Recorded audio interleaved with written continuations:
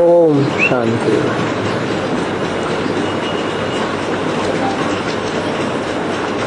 जगदम्बा माँ ओम राधे के स्मृति दिवस पर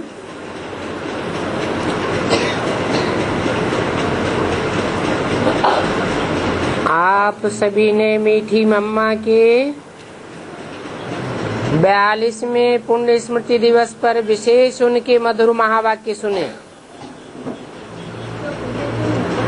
तथा अपने अपने सेवा केंद्रों पर भोग भी लगाए। मीठी माँ की पालना लेने वाले बहुत गिने चुने थोड़े बच्चे अभी साकार में हैं, जिनके अनुभवों से हम सभी लाभान्वित होते रहते हैं। मधुबन में भी पुराने भाई बहनों ने, दादियों ने अपनी मीठी माँ को याद करते हुए उनकी विशेषताओं का वर्णन किया। जब दादी जी से पूछा कि दादी मम्मा की विशेषताएं सुनाओ,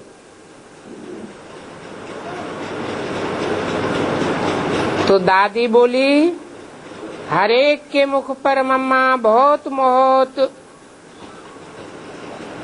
गंभीर दिखाई दे रही थी, लेकिन मम्मा गंभीरता के साथ दूरंदेशी भी थी, विशाल दिल थी, सयानी थी, समझू थी। मम्मा की वाणी भी बहुत स्वीट थी, मन कहे कि सुनते ही रहो। मम्मा जब शुरू में बाबा के पास आई तो बहुत अच्छी डांसर थी। मम्मा मेरी क्लास फेलो थी। मम्मा से सबको शक्ति की भाषण आती थी। मम्मा का स्लोगन था, हुक्मी हुकुम चलाए रहा है। तो दादी ने बहुत प्यार से मम्मा की इन विशेषताओं का वर्णन किया।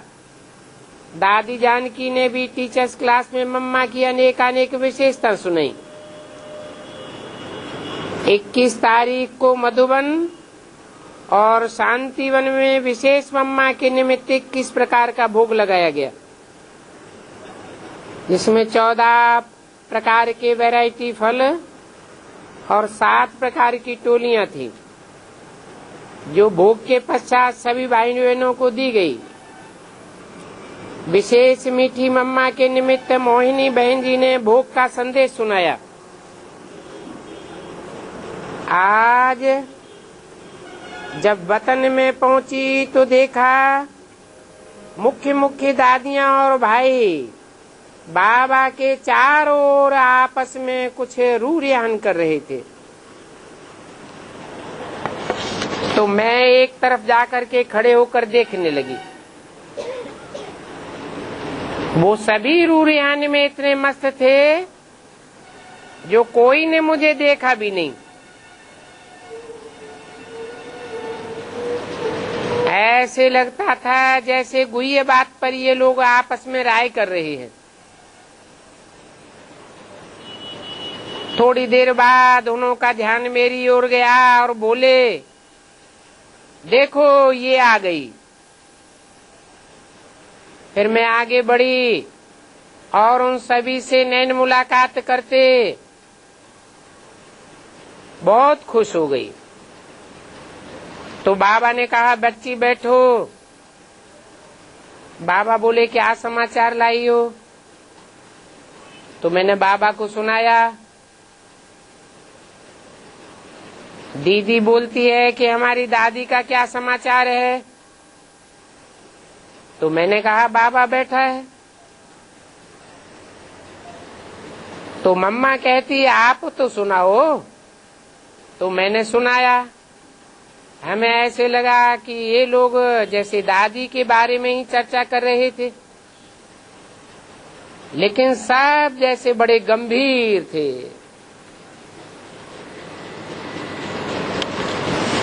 कौन सी तारीख का संदेश है? मम्मा के स्मृति दिवस का 24 जून मम्मा ने कहा, अभी आप क्या समझती हो कि परिवर्तन में कितना समय रह गया है?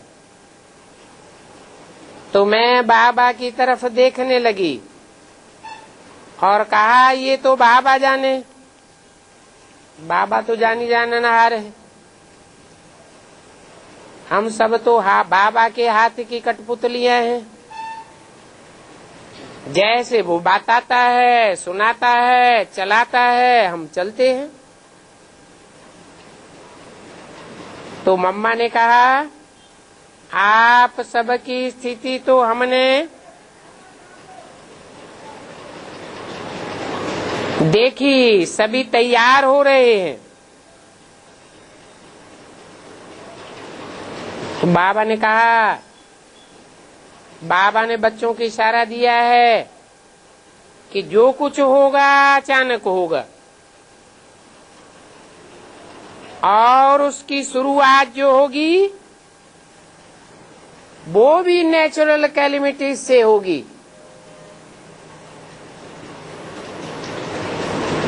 और नेचुरल कैलेमिटीज की उथल पुथल अंदर अंदर शुरू हो गई है।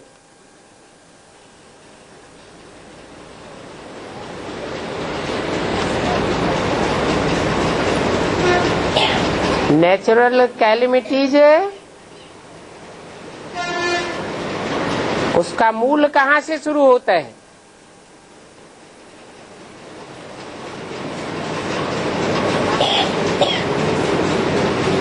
प्रकृति, जिसे कुदरत कहा जाता है,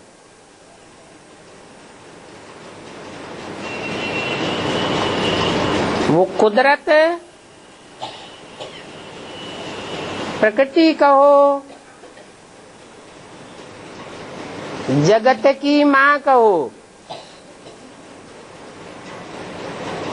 उसके द्वारा नेचुरल कैलेमिटीज की उथल पुथल शुरू होती है।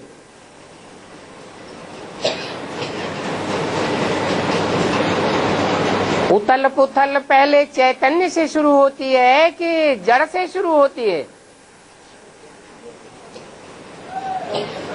निमित्त कौन है? जड़ निमित्त बनता है या चैतन्य निमित्त बनता है? निमित्त साकार को कहा जाता है। साकार में पार्ट बजाने वाली प्रकृति है, साकार में पार्ट बजाने वाला प्रकृति पति भी है।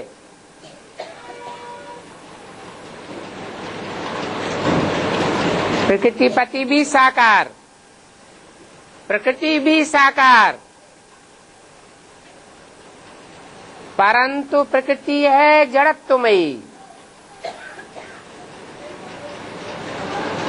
5 तत्वों के संघात को प्रकृति कहा जाता है।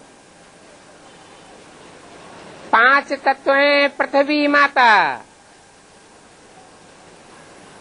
जल देवता, वायु देवता, अग्नि देवता, आकाश देवता। इन 5 में मुख्य देवता कौन है? 5 में मुख्य है पृथ्वी। पृथ्वी में 5 ही तत्व मौजूद हैं। जैसे 5 विकारों में मुख्य विकार है काम विकार, और उसका मूल है देह अभिमान।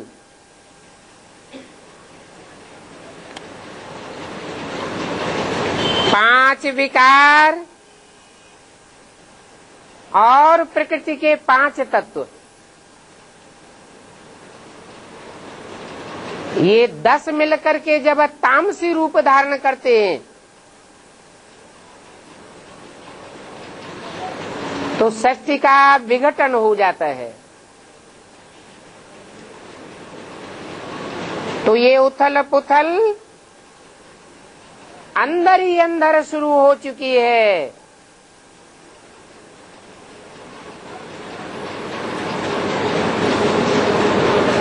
प्रकृति जिसके लिए अव्यक्त वाणी में बोला है, दोनों हाथों में झाड़ू लेकर के एवर रेडी खड़ी है।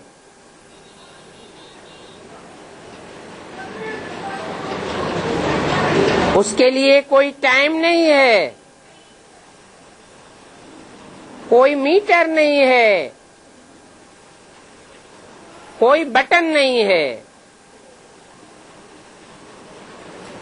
जो बटन बाबा दबाए और ऐसे हो जाए, ये प्रकृति का जो कुछ भी होगा सब अचानक होगा।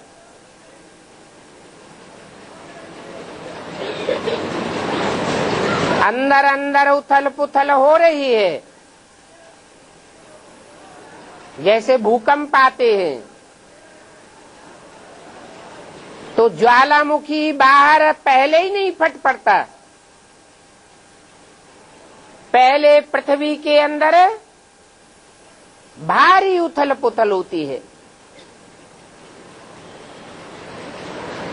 बाद में ज्वालामुखी फूट पड़ता है अचानक। तो संदेशी ने कहा, दीदी आप सब अभी क्या कर रहे हो? तो बोला, हमारी तैयारी तो बाबा के हाथ में है, हम तो तैयार हैं। जब बाबा हमको सिग्नल दे तो हम भी अपना कार्य शुरू करें। कौन तैयार है?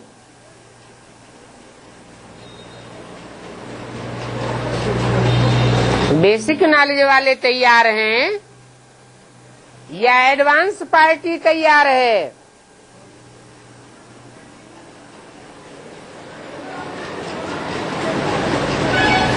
ये किसने बोला कि हम तैयार हैं?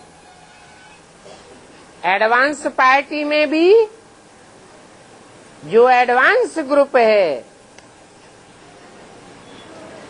जिसमें अष्टदेव दिखाए जाते हैं, जिनमें जल, वायु, अग्नि, आकाश, देवताएं मुख्य भी दिखाए गए हैं, जिनके लिए अव्यक्त वाणी में बोला है कि एडवांस पार्टी तो एवर रेडी है, आप लोगों का इंतजार कर रहे हैं।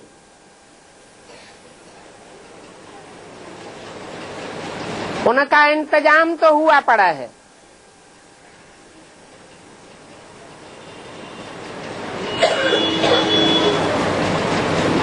तो बोले, हम तो तैयार हैं, जब बाबा सिग्नल दे तो हम भी अपना कार्य शुरू करें।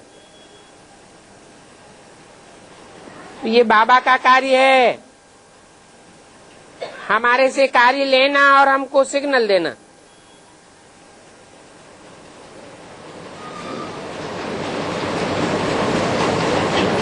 तो हमने कहा कि आप लोग जल्दी जल्दी हमारे महारथी भाई बहनों को अपने पास बुलाए रहे हैं।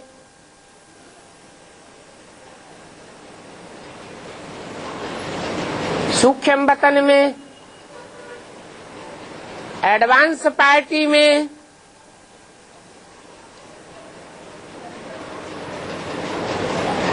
तो कहा आपके पास बाबा है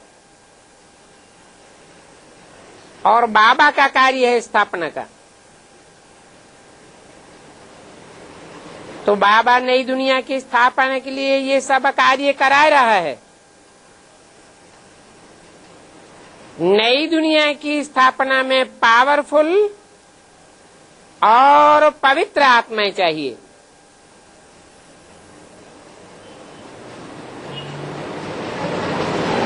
इसके लिए एडवांस पार्टी दिन प्रतिदिन मजबूत होती जाएगी।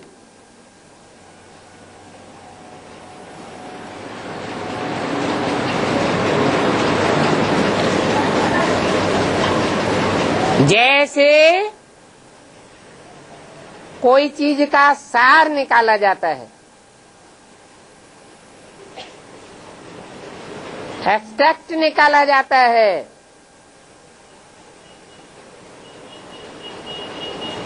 तो सार में ज्यादा ताकत भर जाती है।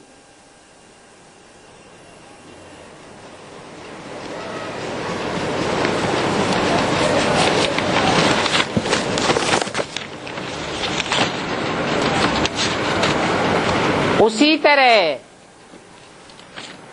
एडवांस पार्टी का फाउंडेशन बहुत पक्का है।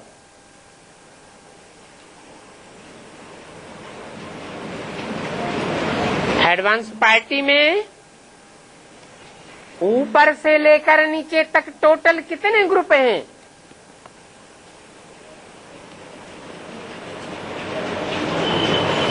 9 ग्रुप हैं, जिनके लिए बोला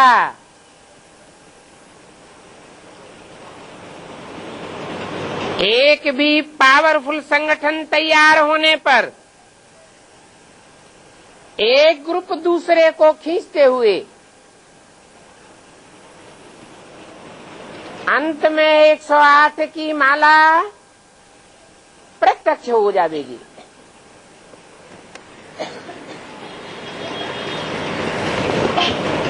तो जरूर पहले पहले कोई खींचने वाला ग्रुप होगा जो और ग्रुप्स को खींचेगा। तो खींचने वाले में ज्यादा पावर हुई या जो खींचे चले आवेंगे उनमें ज्यादा पावर हुई? आकर्षित करने वाले में पावर कही जाएगी या आकर्षित होने वाले में पावर कही जाएगी? एक है खींचने वाला और बाकी हैं सब खींचे चले आने वाले। इससे साबित होता है कि 9 ग्रुप्स में जो पहला ग्रुप है उसके लिए बोला कि इस फर्स्ट ग्रुप का फाउंडेशन बहुत पक्का है। कोई मकान का फाउंडेशन जितना पक्का और गहरा होता है उतनी ऊंची ऊंची बिल्डिंग बनाई जा सकती है।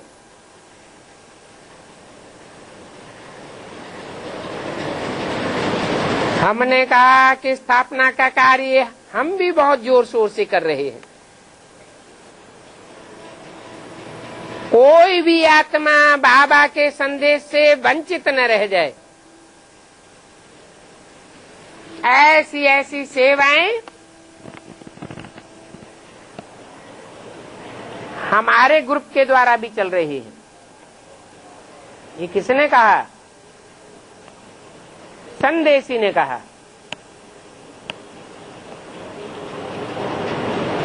माना उनकी संदेश देने मात्र की सेवा चल रही है।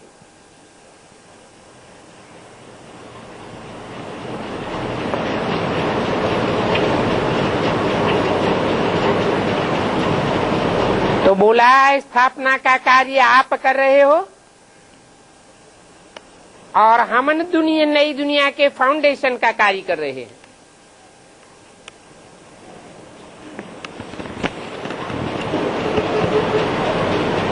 फाउंडेशन जितना मजबूत होगा उतना बाद में कार्य गहराई से, ऊंचाई से और पावरफुल तैयार होगा।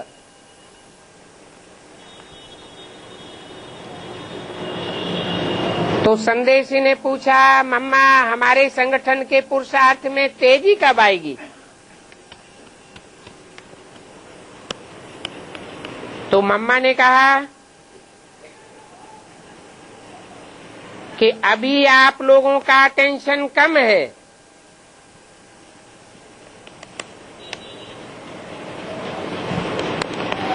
क्यों?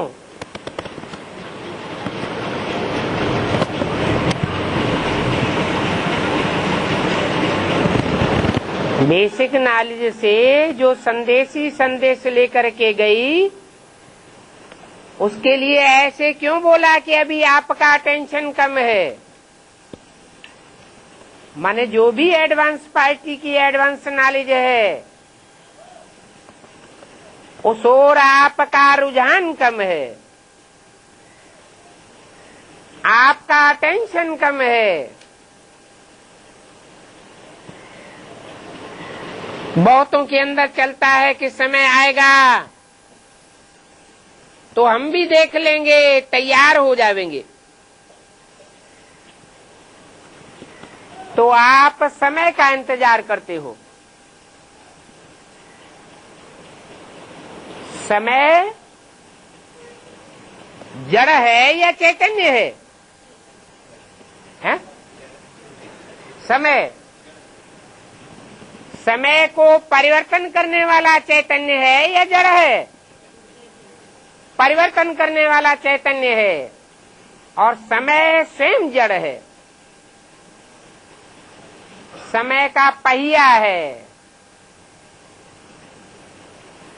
ड्रामा को समय कह सकते हैं। चार अरों वाला ये पहिया है जो घूमता रहता है।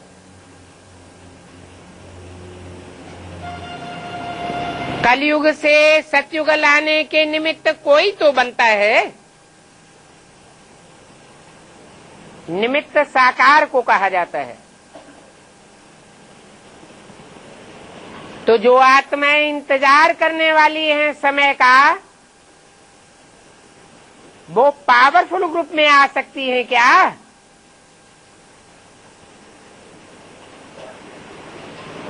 वो पावरफुल ग्रुप में नहीं आ सकती, क्योंकि इंतजार करने वालों की लिस्ट में है।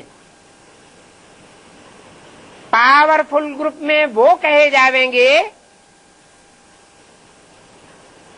जो इंतजाम करने में लगे हुए हैं। ऐसे नहीं कि जब होगा तब देखा जाएगा, हम भी कर लेंगे, हम भी देख लेंगे। इसलिए इंतजार करने वाला ग्रुप बार बार पूछता है कि अभी कितना समय है। लेकिन बाबा ने कई बार इशारा दिया है कि समय की सुइयां आप हो, घड़ियां आप हो। आप बच्चे ही समय को नजदीक लाने वाले हो।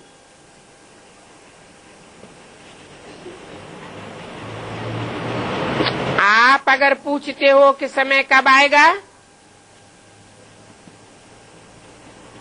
तो ये बात सुनकर के हंसी आती है।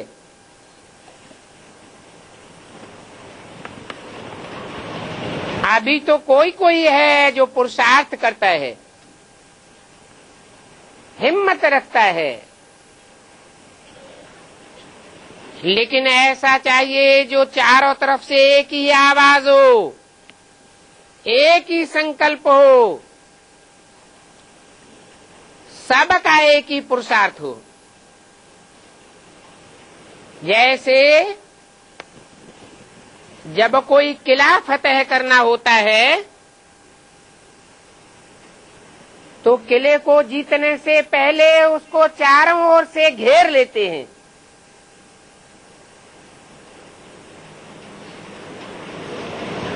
एक तरफ भी उसको छोड़ते नहीं हैं। पहले चारों तरफ से घेरा लगा करके फिर हमला किया जाता है।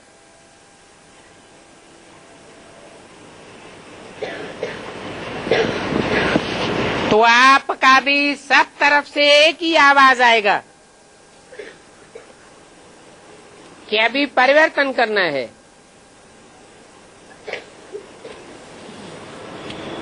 आबू अब्बा के घर जाना है।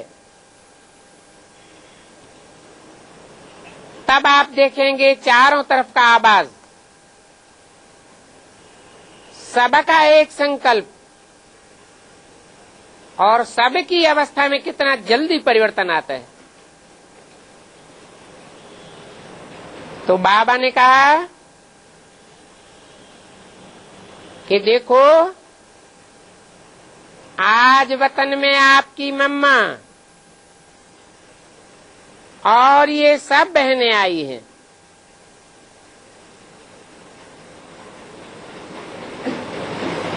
मम्मा ने भी शरीर छोड़ दिया और बहुत सी बहनों ने भी शरीर छोड़ दिया। शरीर छोड़ने के बाद कहाँ की बात बताई?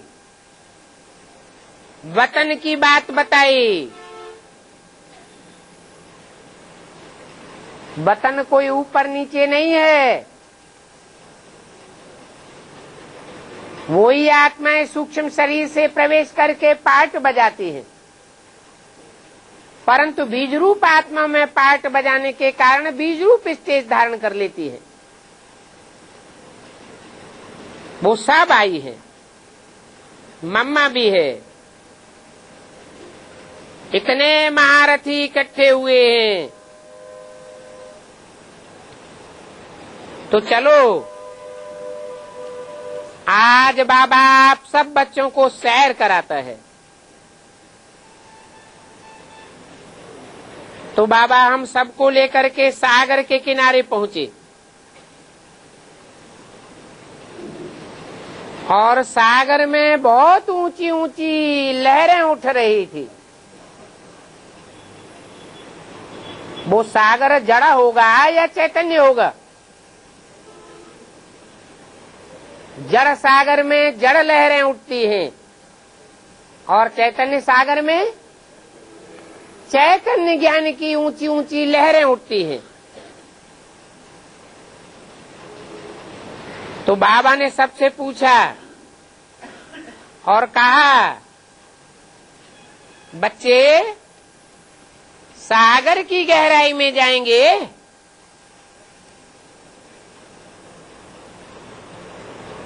तो संदेशी ने कहा, बाबा इतनी ऊंची ऊंची लहरें उठ रही हैं,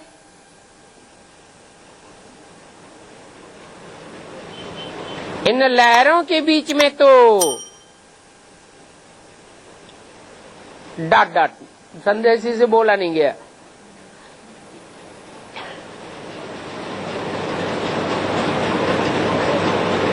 तो बाबा देख करके मुस्कराया, बोला, पहले तुम जाओ बच्ची,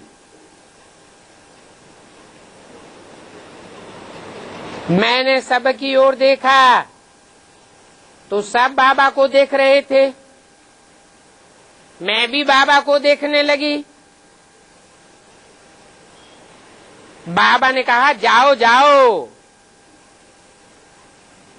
तो मैं गई। जैसे मैं अंदर गई तो जहां तहां मेरे पांव पड़ते थे, जहां भी पांव पड़े वो लहरें शांत होती गई।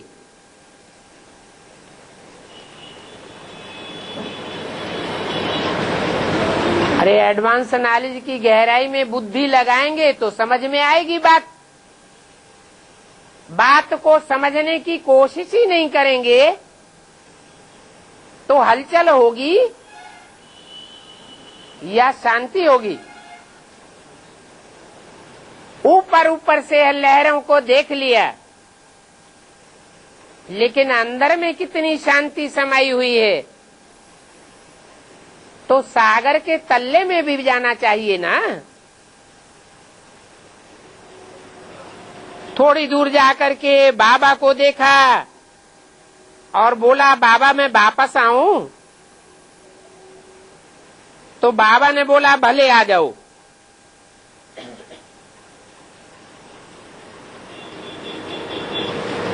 वापस आकर के देखा तो बाबा नाव बना बना करके डाल रहा था।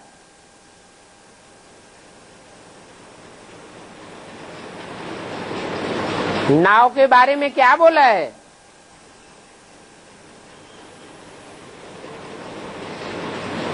ईश्वरीय नॉलेज में नाव किसको कहा जाता है? नैया कहो, नाव कहो, सत्य की नैया हिलेगी डुलेगी लेकिन डूबेगी नहीं। और फिर बाबा नाव बना रहा था,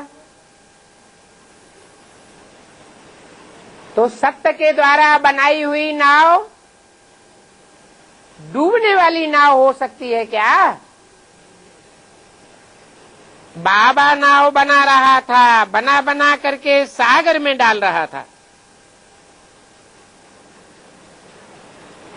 और वे नैयाएं अंदर अंदर में जाती जा रही थी। कोई कोई नाव ऐसी भी थी जो वहीं चक्कर काट के डूब रही थी।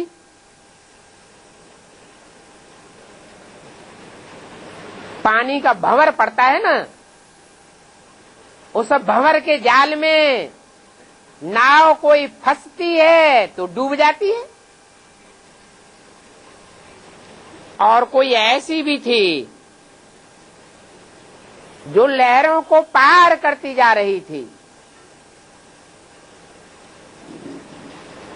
जैसे लहरों के ऊपर उड़ रही थी। और तीसरी तरह की नाव भी थी जो एकदम शांत होकर के चल रही थी।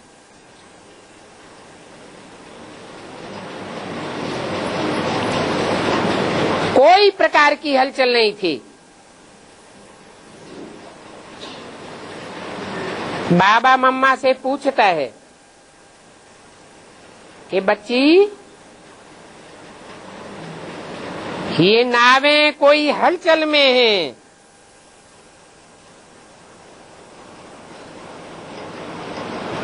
ये सागर विषय सागर है ना, उसमें कोई नावें हलचल में हैं और कोई नावें बड़े शांत में हैं, कोई डूब रही है। क्या होना चाहिए है? शांत में होना चाहिए। ज्ञान की पराकाष्ठा का मतलब ही है शांत। कैसे भी दुष्ट व्यक्तियों की हलचल हो, विकराल वातावरण हो, परिस्थितियां हो हिलाने डुलाने वाली, जैसे कि 100 बगुलों के बीच में एक हंस अपनी मौज मस्ती में मस्त रहता है। कोई कुछ भी बोले, डाउन करने की कोशिश करे, हिलाए डुलाए, लेकिन कोई असर नहीं। ऐसी भी नवैया थी जो शांत होकर के चल रही थी।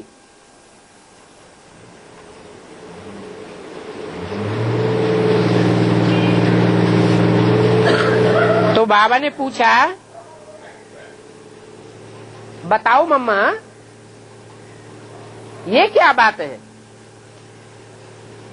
कोई नवैया हलचल में है, कोई डूब रही है और कोई बड़े शांत में चल रही है। इसका क्या कारण है? तो मम्मा ने बाबा की तरफ देखा, फिर सभी दादियों की तरफ देखा, तो बाबा मुस्कुराते रहे।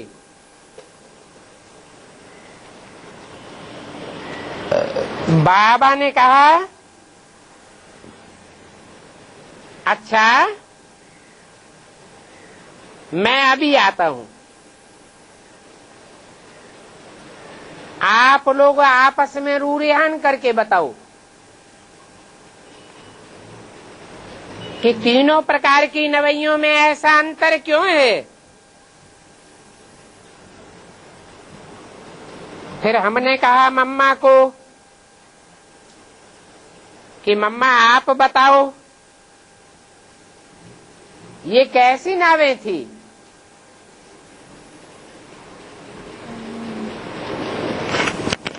जड़ लक्कड़ की बनी हुई नावें मात्र थी या चैतन्य नवैया थी?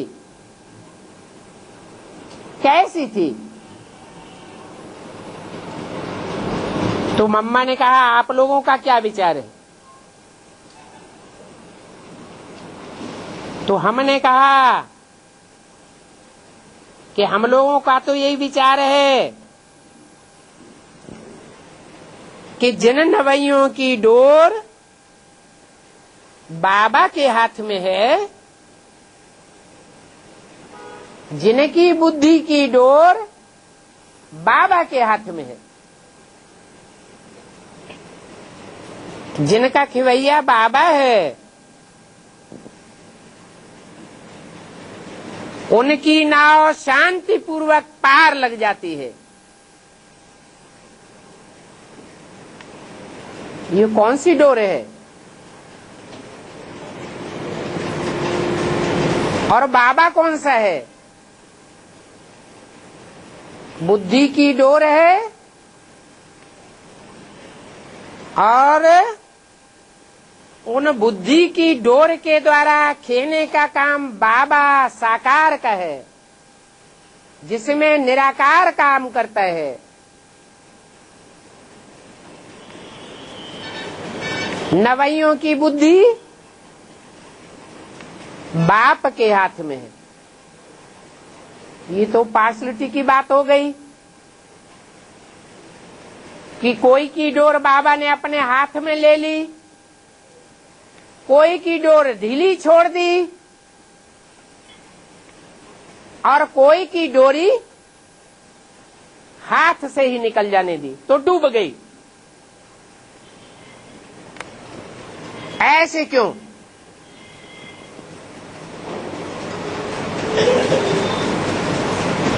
ये स्वेच्छा की बात है या बाबा की बात है? जिन्होंने स्वेच्छा से अपनी जीवन की डोरी बाबा के हाथ में दे दी, परवाह नहीं की, एक शिव बाबा दूसरा न कोई, वो नवैया डूब नहीं सकती। और जो अपनी बुद्धि की डोरी को पूरा सौंपने में हलचल में आती है, दूसरों को जीवन की डोरी सौंप देती है, कभी निश्चय कभी अनिश्चय में आते डोरी हिलती डुलती रहती, वो मीडियम पुरुषार्थी नवैया हैं।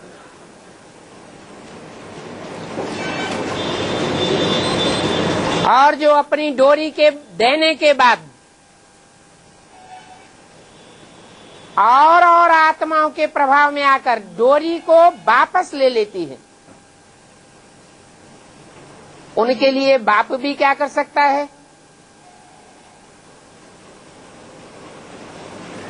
तो ये बात सुनकर के मम्मा मुस्कराई और बोला, देखो बाबा ने 3 प्रकार के दृश्य दिखाए। एक तो वो नवैया जो थोड़ी देर चली और बाद में डूब गई, तो बाबा के प्रभाव में रही या और आत्माओं के प्रभाव में आकर के डूब गई।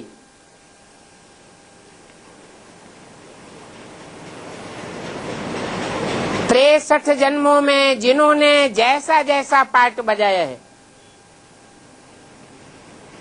वैसी वैसी शूटिंग अभी हो रही है।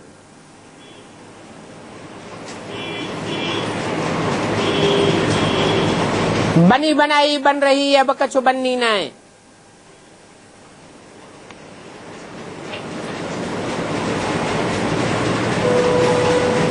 बाबा कहते हैं कि कुछ बच्चे हैं जो कहते हैं हम बाबा के हैं, लेकिन मुख से कहते हैं और अंदर से डरते हैं, निश्चय बुद्धि न होने के कारण। संपूर्ण निश्चय बुद्धि नहीं है, निश्चय हिलता डुलता रहता है, तो नवैया डूब जाती है। और दूसरे प्रकार के वो बच्चे जिनकी डोर बाबा के हाथ में थी, लेकिन वो बच्चे बार बार डोरी को हिलाते थे। डोरी तो बाबा के हाथ में दी, लेकिन बार बार प्रश्नचित्त हो जाते थे।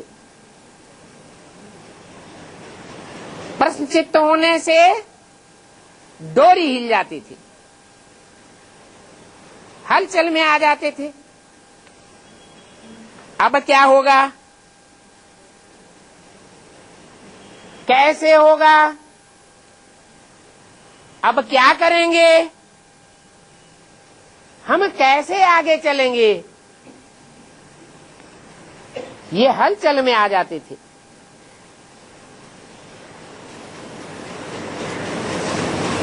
लेकिन फिर भी अंदर में ये आता था कि बाबा बैठा है। ये 18 जनवरी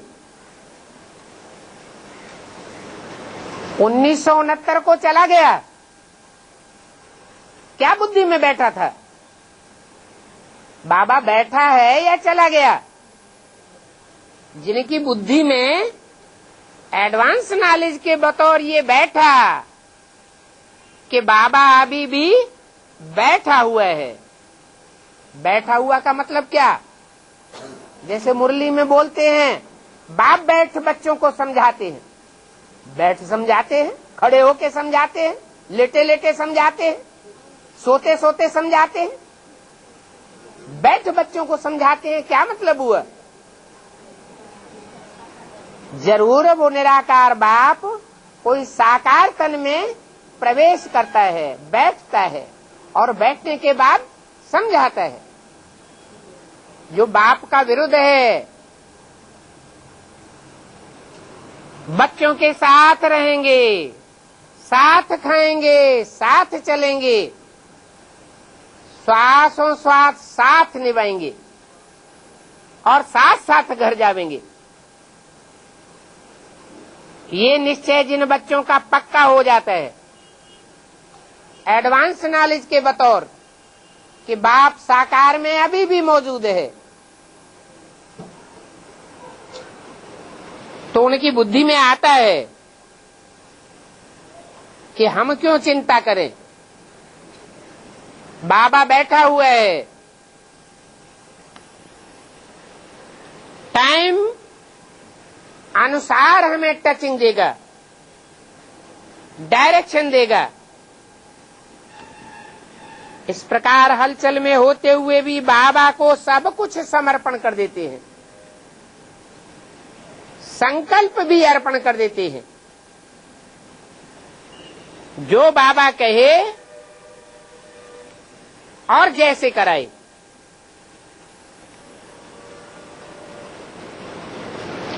तो बाबा कैसे कहेगा?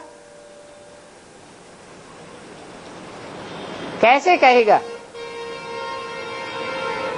बाबा ने तो सन 68 में 69 में शरीर छोड़ दिया, क्या ऊपर से अब आवाज आएगी?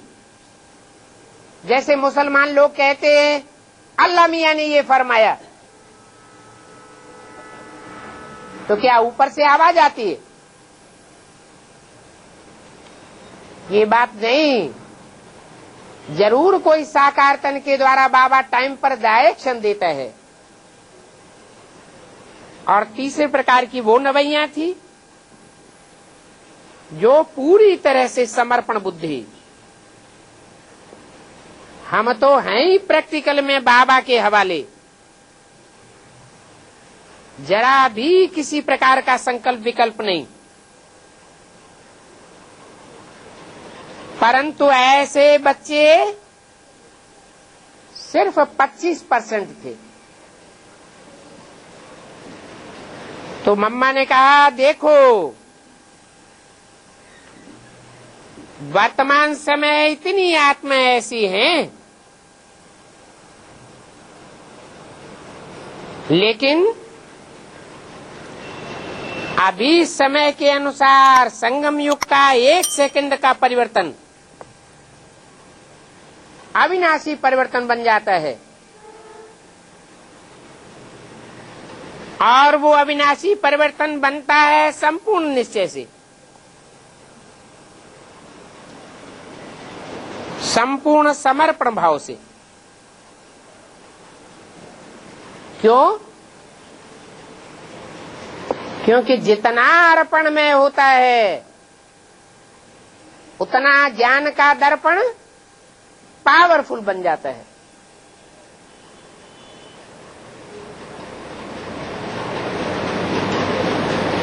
ज्ञान की पराकाष्ठा वाला बाप की पहचान में रहेगा तो हलचल में नहीं आवेगा। जो है, जैसा है, जिस रूप में पाठ बजाय रहा है, निश्चय बुद्धि होकर के चलते हैं।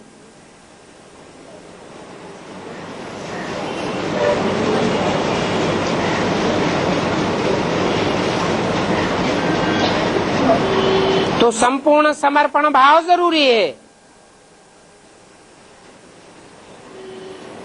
लेकिन जब कभी मेरा और कभी तेरा ये भाव आ जाता है तो हलचल हो जाती है। हाय मेरी नवैया का क्या हाल होगा।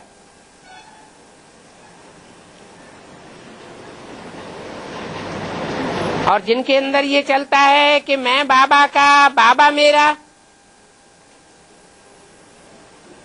मेरा जवाबदार तो बाबा ही है, तो उनको हलचल नहीं होती है, हर बात में अचल रहते हैं। तो आप सब लोग ऐसी स्थिति में स्थित हो। मैंने कहा अब इसके लिए हमें क्या करना चाहिए।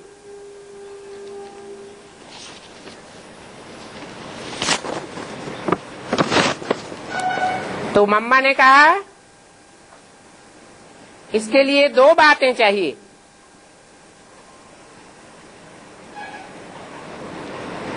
एक कंट्रोलिंग पावर और दूसरा रूलिंग पावर।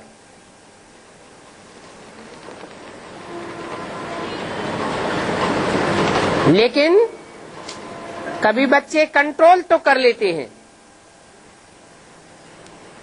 संकल्पों की ट्रेन चलती है और ब्रेक पावरफुल है तो कंट्रोल कर लेते हैं, लेकिन फिर रूल नहीं कर पाते। और रूलिंग पावर नहीं है, परंतु कभी रूल कर लेते हैं तो कंट्रोल नहीं कर पाते हैं। तो रूलिंग पावर और कंट्रोलिंग पावर दोनों का बैलेंस रहना चाहिए। बैलेंस नहीं रहता है तो हलचल में आते हैं। ये 2 बातें अगर बच्चे अपने जीवन में धारण कर लें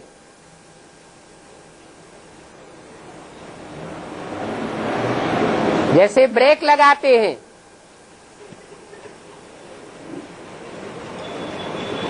तो पुर्जों को पूरा कंट्रोल किया जाता है। जैसे 4 व्हीलर चलाते हैं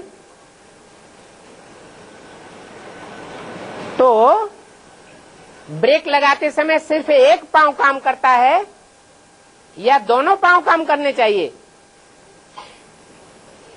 है? जो ड्राइवर होंगे वो जानते होंगे। एक पांव ब्रेक लगाए और दूसरा पांव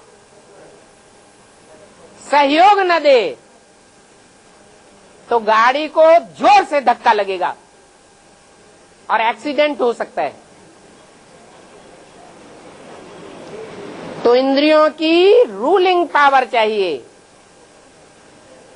संकल्पों की कंट्रोल चाहिए।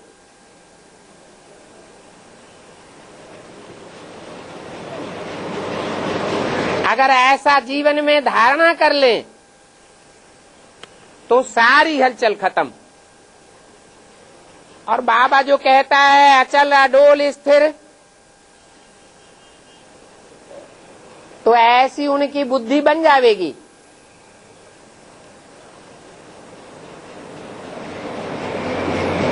कितने में बाबा आए तो चंद्रमणि दादी ने कहा, बाबा मम्मा ने तो बहुत अच्छा जवाब सुनाया। बाबा ने कहा, देखो बच्चे, मम्मा सरस्वती ज्ञान ज्ञानेश्वरी कैसे बनी? क्या ज्ञान में ही तीखी नहीं, ज्ञानियों की ईश्वरी है, ज्ञानियों की भी कंट्रोलर। कैसे बनी? हर बात को मम्मा 1 सेकंड में जज कर लेती थी और जज करने के बाद जैसी बात है वैसा ही बताती थी।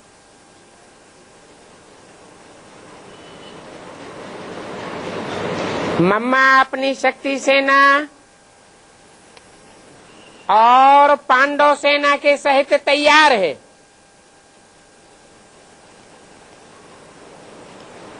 कहाँ तैयार है? कौन से वतन में तैयार है? स्थूल वतन में तैयार है या सूक्ष्म वतन में तैयार है? हैं? स्थूल वतन में होते हुए भी मन और बुद्धि से सूक्ष्म स्टेज में है, जिसे कहा जाता है सूक्ष्म वतन। पांडवों के साथ और शक्तियों के साथ।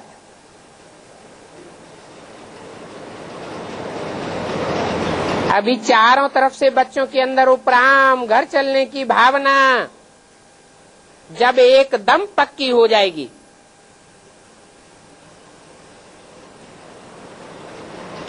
तब ये कार्य शुरू हो जाएगा।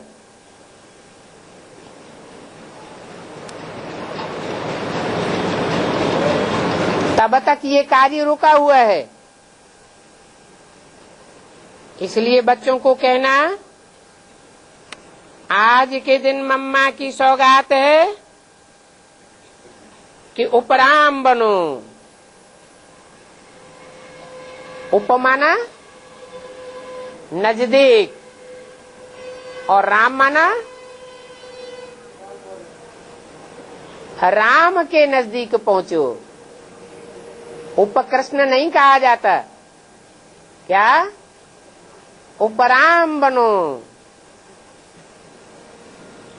अब घर चलने की तैयारी करो। जितना जितना उपराम बनते जाएंगे तो जिसका साथ करेंगे, नजदीक रहेंगे, तो संग का रंग लगेगा या नहीं लगेगा? है? जरूर संग का रंग लगेगा। घर नजदीक दिखाई देगा। सबने बाबा से कहा, बाबा हम दादी से मिलना चाहते हैं। तो बाबा मुस्कराया अच्छा, दादी से मिलने की आस है। वो स्लोगन भूल गया क्या? एक शिव बाबा दूसरा न कोई, और सब आधार हिलने वाले हैं, रफू चक्कर होने वाले हैं। एक ही आधार है जिसके लिए बोला उपराम। उपदादी बोला क्या? उपदीदी बोला? उपकृष्ण बोला? नहीं, क्या बोला? उपराम। एक शिव बाबा दूसरा न कोई।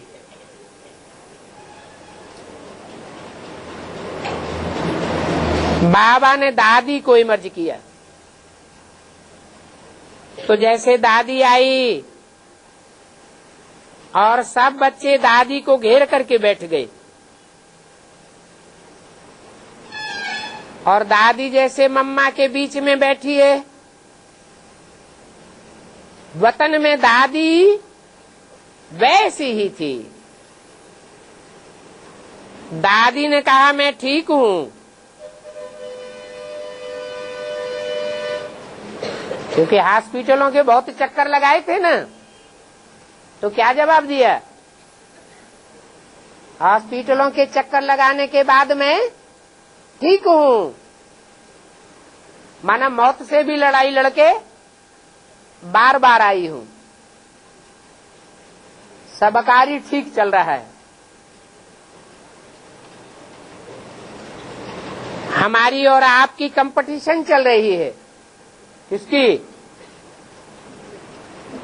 दादी ने क्या कहा? हमारी और आपकी। आपकी माने किसकी?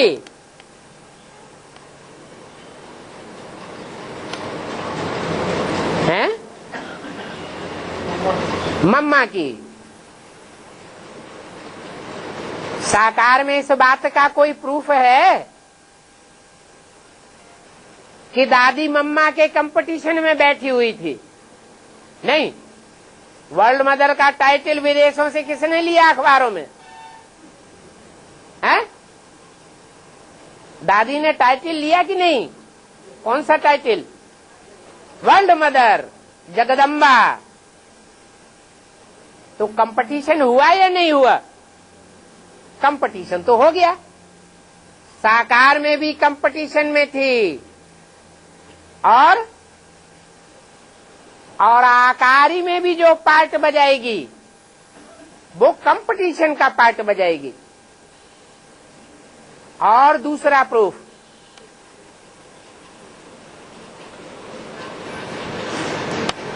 कोई दूसरा प्रूफ भी है?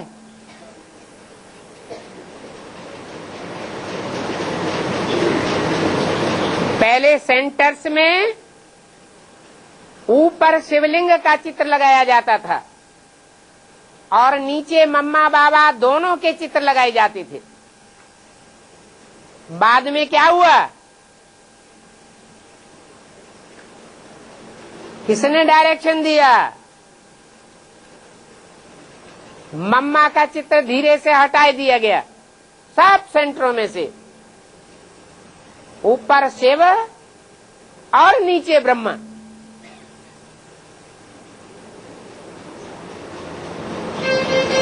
कृष्ण की सोल, कृष्ण की सिंगल पूजा की शुरुआत हो गई। राधा उर्फ मम्मा का चित्र हटा दिया गया।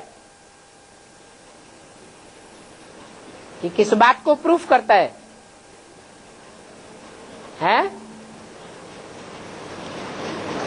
कि मम्मा आदि में भी कंपटीशन में थी। किसके?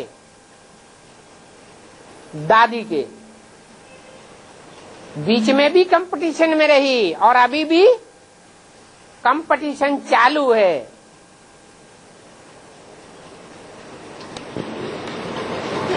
तो बोला हमारी और आपकी कंपटीशन चल रही है।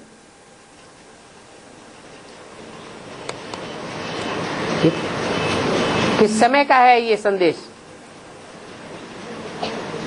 अभी इसी साल 24 जून का संदेश है। तो दादी साकार में जीवित थी या नहीं थी? साकार में जीवित थी। तो बोली आप एडवांस पार्टी में हो। कौन?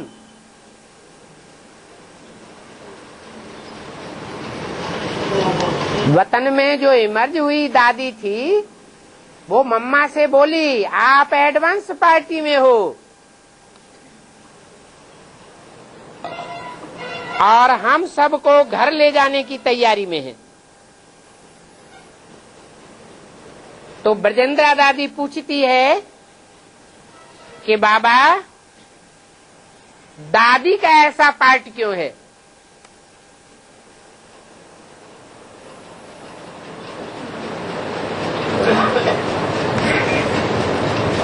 तो बाबा इशारे में कहता है ये भी चाहिए। अगर दादी जैसा पार्ट नहीं होगा तो माला तैयार हो जाएगी नंबरवार है? माला तैयार होगी? अरे दादी अगर जो भी पुरुषार्थ करने वाले हैं उन पुरुषार्थियों के बीच में दादी अपना जोर शोर से कार्य नहीं करेगी तो पुरुषार्थियों का नंबर डिक्लेयर होगा क्या? नहीं हो सकता। तो बोला दादी का ये पार्ट भी चाहिए। ये पार्ट बाबा के ब्राह्मण परिवार के शोकेस का कोहिनूर है। कौन सा पार्ट है? दादा के बाप दादा के शोकेस का कोहिनूर हीरा है और सबकी निगाह हीरे पर रहती है।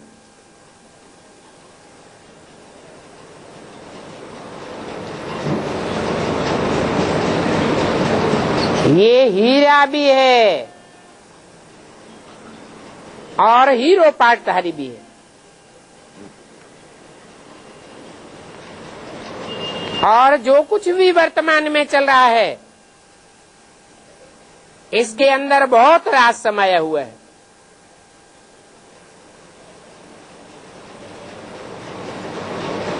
कोई ड्रामा होता है, नाटक होता है तो एक ग्रुप हीरे का होता है, हीरो पार्टधारी का, और एक ग्रुप विलियन पार्टधारी का होता है। जो विलियन पार्टधारी के सहयोगी होते हैं वो अपना हीरो किसको मानते हैं? विलियन को मानते हैं।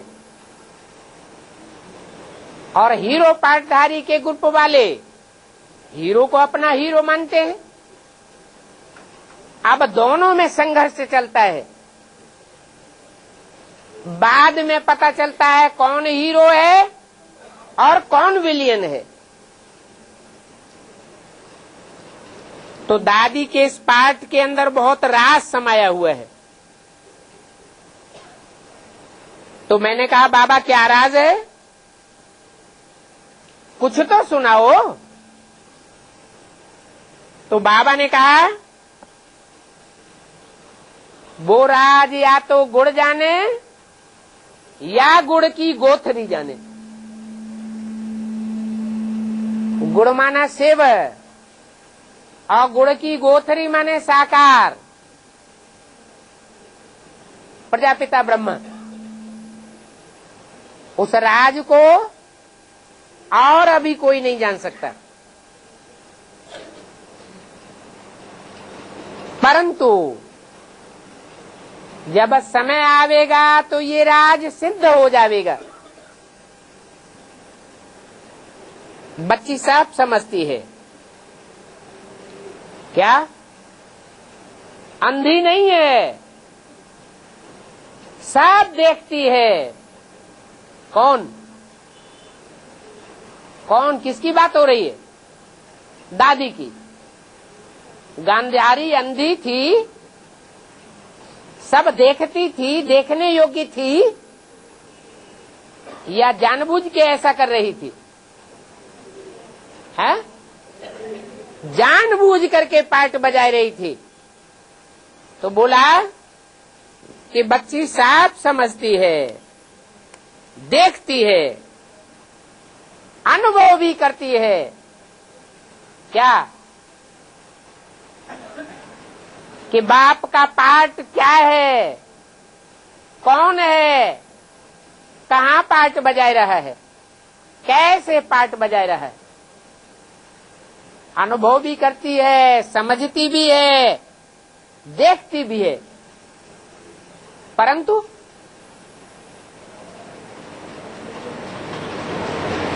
रावण क्या कहता था? रावण कहता था कि राम भगवान है,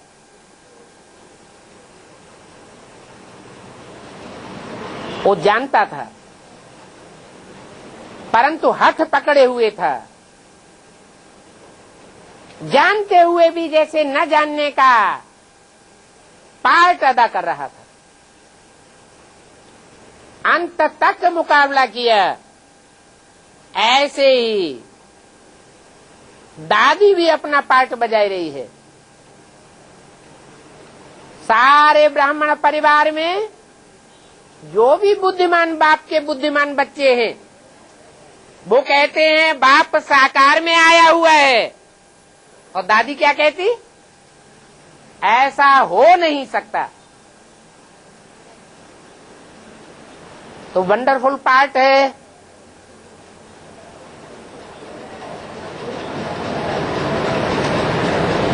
बच्ची का तीसरा नेत्र बहुत पावरफुल है। ऐसे नहीं कि शंकर जी का ही बहुत पावरफुल नेत्र है। जैसे बाप का टाइटल है सर्वशक्तिवान, तो माया का भी टाइटल क्या है? सर्वशक्तिवान। बहुत पावरफुल नेत्र है। आप सब तो इन स्थूल नेत्रों से देखते हो, लेकिन बच्ची अपने पावरफुल नेत्र से देखती है, समझती है और समझ करके इशारा देती है।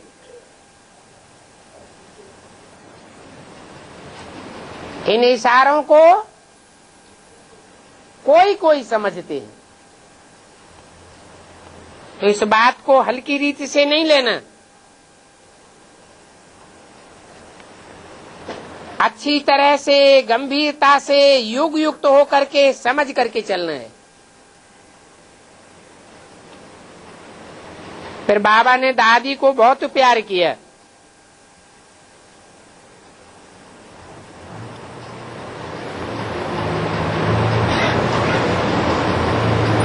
क्यों?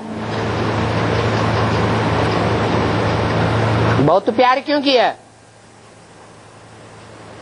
दादी सारी सखियों से मिली जुली। फिर बाबा ने सबको अपने हाथों से बूंदी और पूरी खिलाई और मम्मा को कहा, मम्मा आपकी तो कर्माबाई की खिचड़ी है ना।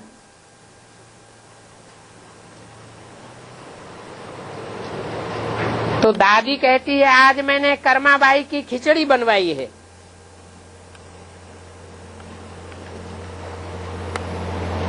मम्मा मुस्कराई और दादी ने अपने हाथों से मम्मा को खिचड़ी खिलाई और बाबा ने सबको टोली खिलाई। टोली खिलाते हुए मीठी दृष्टि देते विदाई दी, जैसे कि सभी को मर्ज किया था वैसे ही प्यार से विदाई देते मर्ज किया। फिर मर्ज किया। फिर बाबा ने आप सबको बहुत बहुत प्यार दिया। और मैं सबकी याद लेते साकार वतन में आ गई। ओम शांति।